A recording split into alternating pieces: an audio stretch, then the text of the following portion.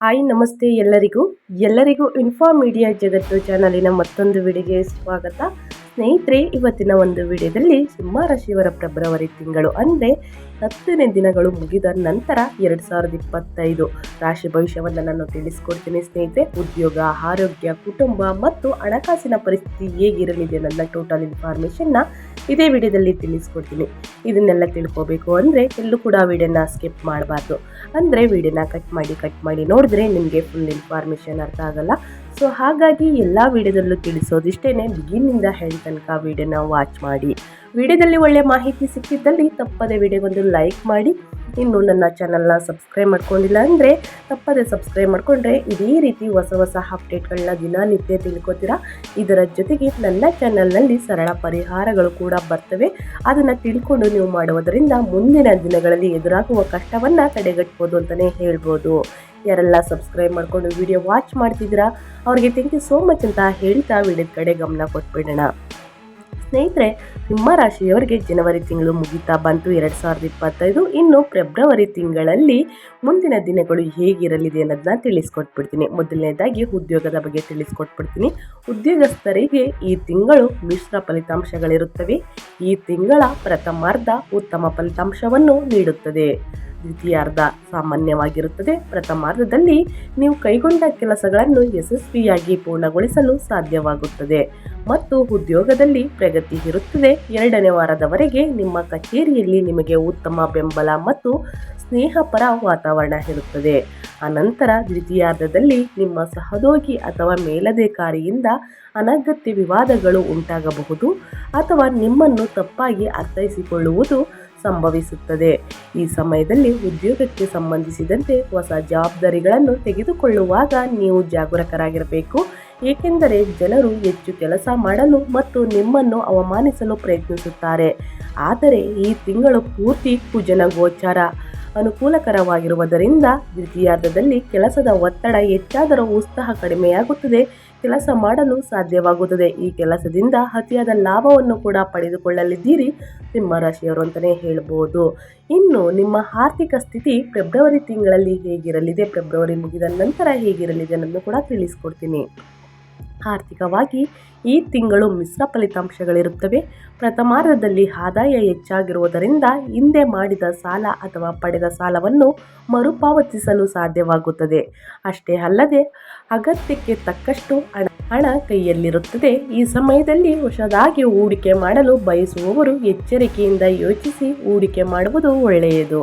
ಈ ತಿಂಗಳು ಪೂರ್ತಿ ಶುಕ್ರನ ಗೋಚಾರ ಮತ್ತು ರಾಹುವಿನ ಗೋಚಾರ 8ನೇ ಮನೆಯಲ್ಲಿರುವುದರಿಂದ ಐಷಾರಾಮಿ ವಸ್ತುಗಳಿಗೆ ಮತ್ತು ಪ್ರಯಾಣಗಳಿಗೆ ಹೆಚ್ಚು ಹಣ ಖರ್ಚು ಮಾಡುವ ಸಾಧ್ಯತೆ ಇದೆ ಅಂತಲೇ ಹೇಳ್ಬೋದು. ಫೆಬ್ರವರಿ ತಿಂಗಳಿನಲ್ಲಿ ಸಿಂಹರಾಶಿಯವರ ಕುಟುಂಬದಲ್ಲಿ ಹೇಗಿರಲಿದೆ ಅನ್ನೋದು ಕೂಡ ತಿಳಿಸ್ಕೊಟ್ಬಿಡ್ತೀನಿ. ಈ ತಿಂಗಳು ಕುಟುಂಬದ ದೃಷ್ಟಿಯಿಂದ ಮಿಶ್ರ ಫಲಿತಾಂಶಗಳಿರುತ್ತವೆ.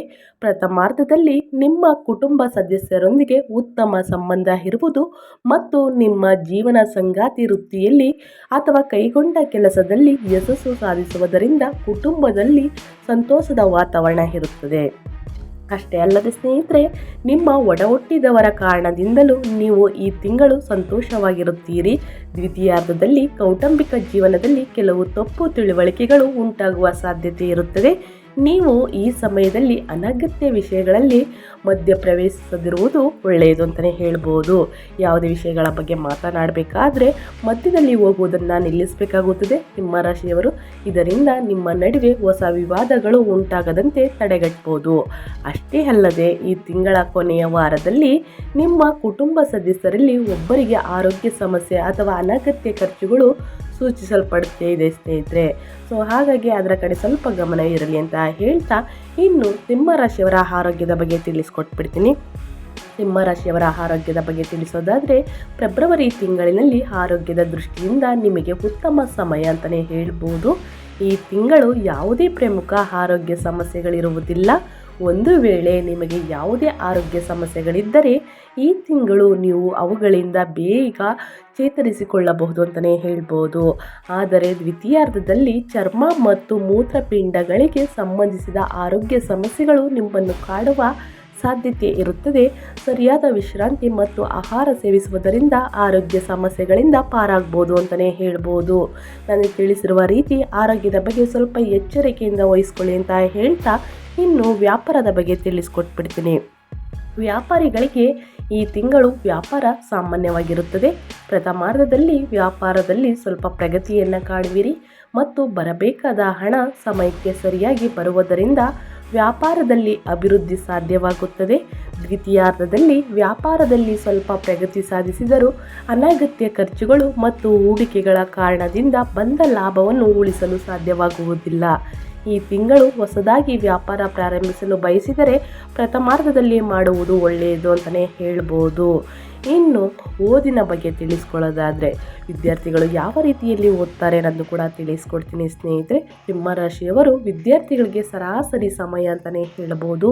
ಪ್ರಥಮಾರ್ಧದಲ್ಲಿ ಕಲಿಕೆಯಲ್ಲಿ ಆಸಕ್ತಿ ಹೆಚ್ಚಾಗಿರುವುದು ಮತ್ತು ಶಿಕ್ಷಕರ ಸಹಕಾರವು ಇರುವುದರಿಂದ ಕಲಿಕೆಯಲ್ಲಿ ಉತ್ತಮ ಸಾಧನೆ ಮಾಡುವಿರಿ. ಆದರೆ ದ್ವಿತೀಯಾರ್ಧದಲ್ಲಿ ಏಕಾಗ್ರತೆ ಕಡಿಮೆಯಾಗುವ ಸಾಧ್ಯತೆ ಇದೆ. ಕಲಿಕೆಗಿಂತ ಹೆಚ್ಚಾಗಿ ಮನೋರಂಜನೆಗೆ ಸಮಯವನ್ನು ಮೀಸಲಿಡುವುದರಿಂದ ಕಲಿಕೆಯತ್ತ ಗಮನ ಕಡಿಮೆಯಾಗುವ ಸಾಧ್ಯತೆ ಇದೆ. ಅಷ್ಟೇ ಅಲ್ಲದೆ ಹಿರಿಯರು ನೀಡುವ ಸಲಹೆಗಳನ್ನು ಕೇಳದೆ ನಿರ್ಲಕ್ಷಿಸುವುದು ಸಂಭವವಿದೆ ಸ್ನೇಹಿತರೆ. ಈ ಸಮಯದಲ್ಲಿ ಮನೋರಂಜನೆಗಾಗಿ ಹೆಚ್ಚು ಸಮಯವನ್ನು ಕಳೆಯದಿರುವುದು ಒಳ್ಳೆಯದು ಅಂತಲೇ ಹೇಳ್ಬೋದು. ವಿದ್ಯಾರ್ಥಿಗಳಿಗೆ ತಿಳಿದಿರಲಿ, ಸಮಯವನ್ನು ಮನೋರಂಜನೆಗೆ ಹೆಚ್ಚಾಗಿ ಕಳೆಯದಿರುವುದು ಒಳ್ಳೆಯದು. ಮುಂದಿನ ದಿನಗಳಲ್ಲಿ ಕಷ್ಟವಾಗಬಹುದು ಸ್ನೇಹಿತರೆ. ಸೊ ಹಾಗಾಗಿ ಈ ಸಮಯ ಉತ್ತಮ ಅಂತ ಹೇಳ್ತಾ ಓದಿನ ಕಡೆ ಸ್ವಲ್ಪ ಗಮನವಿರಲಿ, ಏಕೆಂದರೆ ಇದು ನಂತರ ದೊಡ್ಡ ಸಮಸ್ಯೆಯನ್ನು ಉಂಟು ಮಾಡಬಹುದಾಗುತ್ತದೆ. ಸೊ ಹಾಗಾಗಿ ಓದಿನ ಕಡೆ ಪ್ರತಿಯೊಬ್ಬರು ಗಮನವಿರಲಿ. ಜೊತೆಗೆ ಆರೋಗ್ಯದ ಬಗ್ಗೆನೂ ಕೂಡ ಹೆಚ್ಚಾಗಿ ಗಮನ ಕೊಡಬೇಕಾಗುತ್ತದೆ ಅಂತಲೇ ಹೇಳ್ಬೋದು. ನಾನು ತಿಳಿಸಿರುವ ರೀತಿ ಸ್ನೇಹಿತರೆ, ವ್ಯವಹಾರದಲ್ಲಿ ಮತ್ತು ಕೆಲಸದಲ್ಲಿ ಉನ್ನತ ಸ್ಥಾನವನ್ನು ಪಡೆಯಲಿದ್ದೀರಿ. ಅತಿಯಾದ ಧನ ಸಂಪತ್ತನ್ನು ನೋಡಲಿದ್ದೀರಿ ಅಂತಲೇ ಹೇಳ್ಬೋದು. ನಿಮ್ಮ ರಾಶಿಯಿಂದ 2ನೇ ಮತ್ತು 12ನೇ ಮನೆಗಳಿಗೆ ಅಧಿಪತಿಯಾದ ಬುಧ ಈ ತಿಂಗಳ ಆರಂಭದಲ್ಲಿ ಫೆಬ್ರವರಿ 11 ಮಂಗಳವಾರದಂದು 6ನೇ ಮನೆಯಾದ ಮಕರ ರಾಶಿಯಿಂದ 7ನೇ ಮನೆಯಾದ ಕುಂಭ ರಾಶಿಗೆ ಹೋಗಿ ಸೂರ್ಯನೊಂದಿಗೆ ಸೇರುತ್ತಾನೆ ಸ್ನೇಹಿತರೆ. ಆ ನಂತರ ಫೆಬ್ರವರಿ 27 ಗುರುವಾರರಂದು ನಿಮ್ಮ ರಾಶಿಯ 8ನೇ ಮನೆ ತನ್ನ ನೀಚ ರಾಶಿಯಾದ ಮೀನರಾಶಿಗೆ ಹೋಗುತ್ತಾನೆ. ಟೋಟಲ್ ಆಗಿ ತಿಳಿಸಬೇಕು ಅಂತಂದರೆ ಫೆಬ್ರವರಿ ತಿಂಗಳಲ್ಲಿ ನಿಮಗೆ ಮಿಶ್ರ ಫಲವಿರುತ್ತದೆ ಸ್ನೇಹಿತರೆ. ರಾಶಿಯ ಅಧಿಪತಿ ಸಪ್ತಮದಲ್ಲಿ ಇರಲಿದೆ. ವಿವಾಹ ಸಂಬಂಧಕ್ಕೆ ಅಡ್ಡಿಯಾಗುವುದು, ಆತ್ಮವಿಶ್ವಾಸಕ್ಕೆ ಭಂಗವಿದೆ. ಉದ್ಯೋಗಾಧಿಪತಿ ಉಚ್ಚನಾಗಿದ್ದರೂ ಷಷ್ಠದಲ್ಲಿ ರಾಹುವಿನ ಜೊತೆ ನೀಚ ಬುಧನ ಸಾಂಗತ್ಯದಲ್ಲಿ ಇರುವ ಕಾರಣ ಸ್ತ್ರೀಯರು ಉದ್ಯೋಗದಲ್ಲಿ ಅಪಮಾನವಾಗಲಿದೆ ಸ್ನೇಹಿತರೆ. ವಾಹನ ಸವಾರಿಯಲ್ಲಿ ನಿಯಂತ್ರಣ ತಪ್ಪಬಹುದು. ವಾಹನದ ಬಗ್ಗೆ ಎಚ್ಚರಿಕೆ ವಹಿಸಿ ಗಾಡಿಯನ್ನು ಓಡಿಸಬೇಕಾದ್ರೆ ಸ್ವಲ್ಪ ಗಮನವಿಟ್ಟು ಓಡಿಸಿ ಅಂತಲೇ ಹೇಳ್ಬೋದು. ಬೌದ್ಧಿಕ ವಿಚಾರದಲ್ಲಿ ನಿಮಗೆ ಯಶಸ್ಸು, ಸರಿಯಾದ ತೀರ್ಮಾನವನ್ನು ಕಾಲಕ್ಕೆ ಸರಿಯಾಗಿ ತಗೋತೀರಾ ಅಂತಲೇ ಹೇಳ್ಬೋದು. ಶುಕ್ರನು ರಾಹುವಿನ ಜೊತೆಗೆ ಇದ್ದು ಸಂಗಾತಿಯ ನಡುವೆ ಸ್ವಲ್ಪ ವೈಮನಸ್ಸು ಬರಬಹುದು. ಅದರ ಬಗ್ಗೆ ತಲೆ ಕೆಡಿಸ್ಕೊಳ್ದೇನೆ ಕೂತು ಮಾತನಾಡಿ ಬಗೆಹರಿಸ್ಕೊಳ್ಬೋದು ಅಂತಲೇ ಹೇಳ್ಬೋದು ಸ್ನೇಹಿತರೆ. ಮುಂದಿನ ದಿನಗಳಲ್ಲಿ ಫೆಬ್ರವರಿ ಮುಗಿದ ನಂತರ ಅತಿಯಾದ ಧನಲಾಭವನ್ನು ನೋಡಲಿದ್ದೀರಿ. ನಿಮ್ಮ ಆರೋಗ್ಯ ಕೂಡ ಉತ್ತಮವಾಗಿರುತ್ತದೆ. ಫೆಬ್ರವರಿ ತಿಂಗಳಲ್ಲಿ ಸ್ವಲ್ಪ ಆರೋಗ್ಯದ ಬಗ್ಗೆ ಸಿಂಹರಾಶಿಯವರು ಸ್ವಲ್ಪ ಎಚ್ಚರಿಕೆಯಿಂದ ವಹಿಸಬೇಕು ಅಂತ ಹೇಳ್ತಾ ನಾನು ವಿಡಿಯೋನ ಎಂಡ್ ಮಾಡ್ತಾ ಇದ್ದೀನಿ. ದಯವಿಟ್ಟು ಇವತ್ತಿನ ಒಂದು ವಿಡಿಯೋ ಇಷ್ಟ ಆಗಿದ್ದಲ್ಲಿ ವಿಡಿಯೋಗೊಂದು ಲೈಕ್ ಮಾಡಿ. ಇನ್ನು ನನ್ನ ಚಾನಲ್ನ ಸಬ್ಸ್ಕ್ರೈಬ್ ಮಾಡ್ಕೊಂಡಿಲ್ಲ ಅಂದರೆ ತಪ್ಪದೇ ಸಬ್ಸ್ಕ್ರೈಬ್ ಮಾಡಿಕೊಂಡ್ರೆ ಇದೇ ರೀತಿ ಹೊಸ ಹೊಸ ಅಪ್ಡೇಟ್ಗಳನ್ನ ದಿನನಿತ್ಯ ತಿಳ್ಕೊತೀರಾ ಅಂತ ಹೇಳ್ತಾ ಸ್ನೇಹಿತರೆ, ನಿಮಗೂ ಮತ್ತು ನಿಮ್ಮ ಕುಟುಂಬಕ್ಕೆ ತುಂಬಾ ಒಳ್ಳೆಯದಾಗಲಿ. ಮತ್ತೊಂದು ವಿಡಿಯೋ ಜೊತೆ ಮತ್ತೊಂದು ಹೊಸ ಹೊಸ ಅಪ್ಡೇಟ್ ತೊಗೊಂಡು ಬಂದು ತಿಳಿಸ್ಕೊಡ್ತೀನಿ. Thank you for watching.